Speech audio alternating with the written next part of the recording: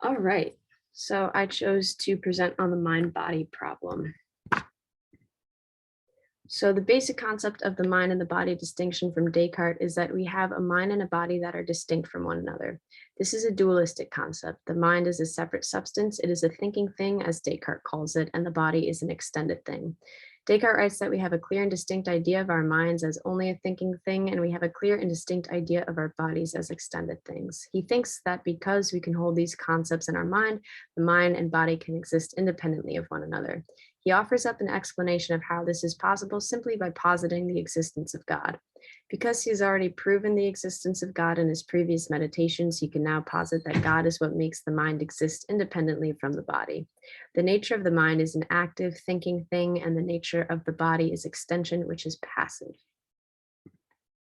Princess Elizabeth's response is that she contends this notion. She wrote, "I beseech you tell me how the soul of a man, since it is but a thinking substance, can determine the spirits of the body to produce voluntary actions." What she's referring to here is what modern day philosophers call the unintelligibility of interaction, and it is a problem that continues to plague dualists to this day. Elizabeth claimed that the determination of movement is threefold. First, movement comes from an impulsion of a thing moved or an inclination. Second, movement comes from pushing of the thing which moves it, or simply put, being pushed by something else. Finally, movement can be caused by the qualification and figure of the superficies of the movement. The first two explanations of movement require contact, and the third requires extension. I think this is a fair assessment of how motion occurs, especially for the 17th century. We see here that if Elizabeth's claims are true, it would be unintelligible how the mind, an immaterial thing, could cause motion in the body, a material thing. Elizabeth holds that souls and minds aren't extended, ruling out mind-body causation, and souls are immaterial and thus can't contact other things. Descartes' response is that proving the intelligibility of interaction wasn't something he set out to do in the first place. He needed to prove only that the mind and body are distinct from one another. He also offers an idea of primitive notions. He claims that all human knowledge is about understanding the primitive notions of how the mind and body are distinct. We primitively know that the mind is a thinking, non-extended thing. We primitively know the body is extended. We primitively know the union of the soul and the body, by which the soul acts on the body in terms of moving the body, and the body acts on the soul in terms of causing its feelings and passions.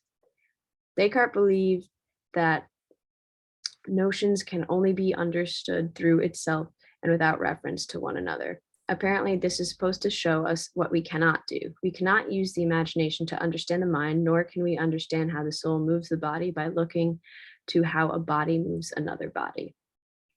So, according to Descartes, we are looking at the wrong places to understand the mind and the body. We cannot take our understanding of minds and apply it to our understanding of bodies and vice versa. We possess a primitive notion of the mind-body union interaction, and that this interaction relies upon its own type of causation. Appealing to body-body causation is to misapply a concept of causation. Elizabeth's response is that of incredulity. She claims he was appealing to a scholastic concept, which he thought was wrong, to help us understand how the soul moves the body. And she writes, "I have to say that I would find it easier to concede matter and extension to the soul than to concede that an immaterial thing could move and be moved by a body." So Descartes doubles down and expands upon his view of primitive notions. He states that we have three primitive notions of the mind, body, and the union of the two. The soul, or the mind, conceives itself only by the pure understanding. The body is recognized by understanding alone, but better understood when the imagination helps. The union is recognized only obscurely by understanding, whether or not the imagination helps, but it is known clearly by the senses. He thinks that to understand the union, we should not rely on imagination, like with understanding the mind, or mathematics, like how we understand bodies, but instead we understand the union through our everyday course of life. In essence, Descartes is encouraging us here not to meditate. So is this a good response? I think this is an unsuccessful attempt to answer the concerns raised by Princess Elizabeth. He doesn't actually answer them at all. He pivots, saying that having an explanation of the mind-body interaction wasn't actually one of his goals. To the question of how the mind and body interact, he answers, "We can't understand causation like that."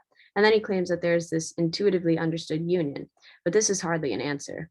If we can't understand causation from an immaterial substance affecting a material substance, how are we to understand it? Through a union?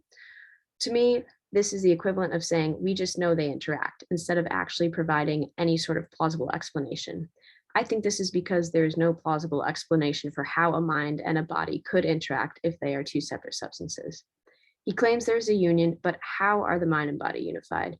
Even if they are unified as one and they are unified are they unified immaterial or non-material?